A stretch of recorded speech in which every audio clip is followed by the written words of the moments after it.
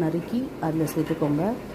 கூடவே 1 டீஸ்பூன் இஞ்சி பூண்டு பேஸ்ட், தேவையான அளவு உப்பு, இப்போது ஒரு 1/4 டீஸ்பூன் மஞ்சத்தூள், 2 ஃபுல் டீஸ்பூன் தனியாத்தூள், 3 டீஸ்பூன் தனியாத்தூள், 2 ஃபுல் டீஸ்பூன் மிளகாத்தூள், இப்போது கருவேப்பிலை கொஞ்சம், கொத்தமல்லி கொஞ்சம், இதெல்லாம் சேர்த்து ஃபுல்லாக அந்த புளி தண்ணியோடு நல்லா மிக்ஸ் பண்ணி விட்டுருங்க. ரொம்ப ரொம்ப ஈஸியாக செஞ்சு. இப்போது இது நல்லா கொதிக்கணும். எல்லா பச்சை வாசனைலாம் போகிற அளவுக்கு நல்லா கொதிக்கணும். நல்லா கொதித்து ஓரளவுக்கு திக்கானதும் இப்போ நம்ம மீன் சேர்த்துக்கலாம். மீனெல்லாம் போட்டுட்டு ஒரு சின்ன துண்டு வெல்லம் ஆட் பண்ணிக்கோங்க. அப்போ டேஸ்ட்டை நல்லா என்ஹான்ஸ் பண்ணி தரும்.